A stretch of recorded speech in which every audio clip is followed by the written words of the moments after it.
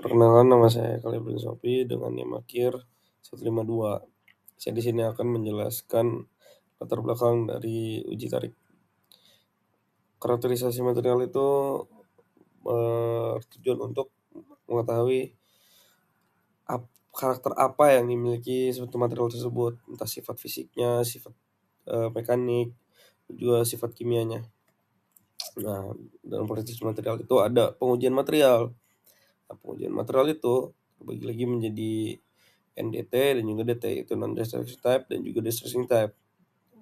Kita uji tarik akan membahas dalam destructive type-nya, tipe menghancurkan. Uji tarik itu suatu metode untuk melihat lah, menganalisis suatu respon material itu saat diberi gaya tarik itu gimana sampai patah. Kita akan mengetahui keketasannya dan keuletannya. Lalu ada rumusan masalah. Ini rumusan masalah ini membahas prinsip mekanisme kerja uji tarik, yaitu tensile sexting. Terus ada karakterisasi sifat mekanik material, lalu ada parameter mekanik yang dapat diperoleh dari kurva tegangan-regangan, lalu faktor-faktor yang mempengaruhi pengujian dari uji tarik, terus bagaimana data dari uji tarik itu bisa menjadi dasar pemilihan material dan juga evaluasi performa dalam aplikasi teknik. Perkenalkan, nama saya Muhammad Tatar Kandira dari jurusan Teknik Metalurgi Angkatan 2024 dengan NIM 33342401158. Di sini saya akan menjelaskan tentang tujuan penulisan dari makalah yang kita buat terkait uji tarik atau tensile testing.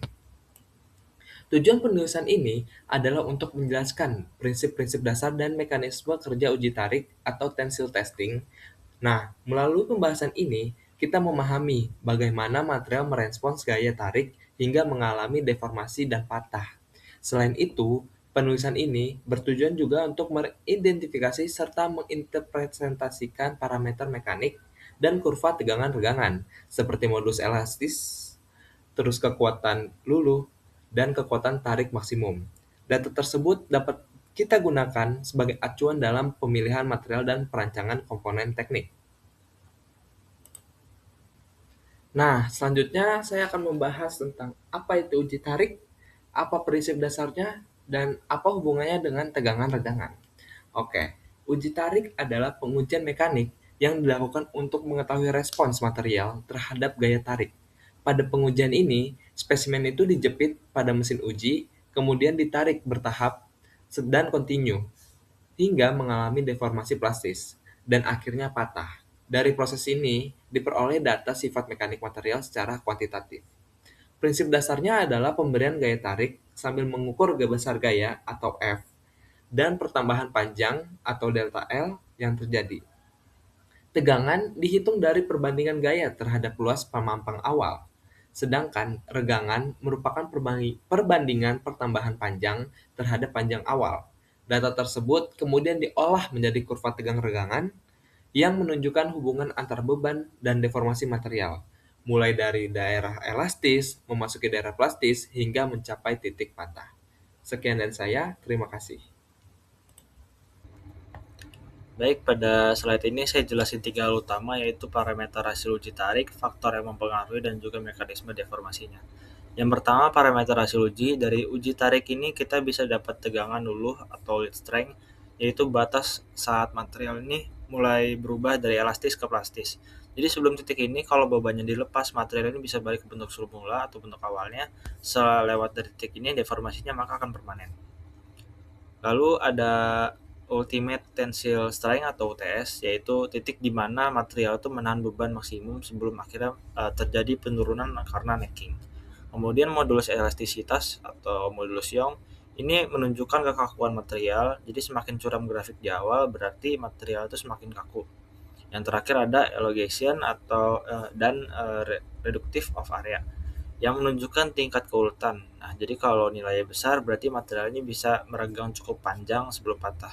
Selanjutnya, untuk faktor yang mempengaruhi hasil uji tarik ini bisa dipengaruhi oleh struktur mikro, misalnya ukuran butir, Jadi butir lebih halus biasanya bikin material lebih kuat, laju pembebanannya juga berpengaruh. Jadi kalau terlalu cepat material ini bisa terlihat lebih ketas. Temperaturnya juga penting, biasanya makin tinggi suhu semakin materialnya makin ulet tapi kekuatannya turun. Nah, selain itu, kesalahan penjepitan atau alat juga bisa bikin hasilnya itu kurang akurat. Untuk mekanisme deformasi ada deformasi elastis yang sifatnya sementara dan dan plastis yang sifatnya ini permanen karena pergerakan dislokasi. Dari situ kita bisa melihat terjadinya strain hardening, lalu akhirnya patah, dan patahannya itu bisa ulet yang diawali necking atau getas yang terjadi tiba-tiba tanpa deformasi besar. Baik, selanjutnya di slide ke-8 yaitu analisis kurva tegangan dan regangan. Jadi di slide ini kita bahas kurva tegangan regangan. Di awal itu ada daerah elastis yang masih linear sesuai hukum Hooke. Di sini deformasi masih bisa kembali seperti semula dan kemiringan itu menunjukkan modulus elastisitas. Setelah itu ada titik luluh. Di titik ini material itu mulai mengalami deformasi plastis yang artinya sudah tidak bisa kembali lagi ke bentuk semulanya, dan biasanya ini jadi batas aman dalam perancangan. Lalu masuk ke daerah plastis dan sudah terjadi strain hardening. Tegangan ini masih naik karena pergerakan dislokasinya makin sulit, jadi butuh gaya yang lebih besar untuk deformasi lanjutan. Nah, untuk yang kurvanya ini sudah mencapai di UTS, di puncak UTS, yaitu kekuatan tarik maksimum. Jadi setelah itu terjadi necking, penampangnya ini mulai menyempit di satu titik, lalu akhirnya spesimennya akan patah. Jadi dari satu kurva ini kita bisa melihat seluruh proses mulai dari elastis, plastis sampai dengan patah. Sekian, terima kasih. Analisis testing. Pertama itu ada ketidakpastian penjepitan spesimen.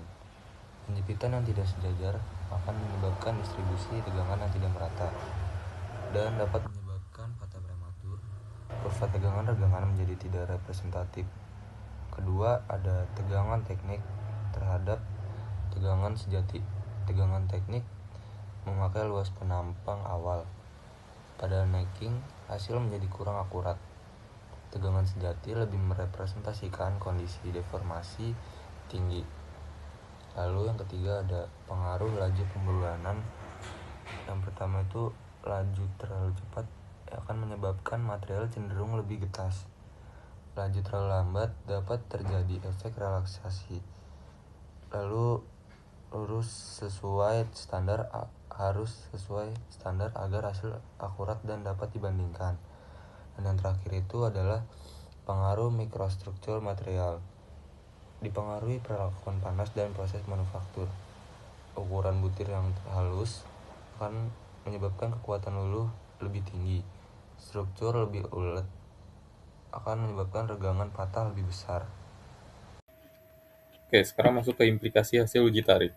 Hasil uji tarik memberikan informasi penting dalam bidang teknik dan metalurgi sebagai dasar pemilihan material, perencanaan, komponen, dan evaluasi keamanan struktur. Parameter mekanik yang diperoleh membantu menentukan batas kerja material agar terhindar dari deformasi plastis maupun patah.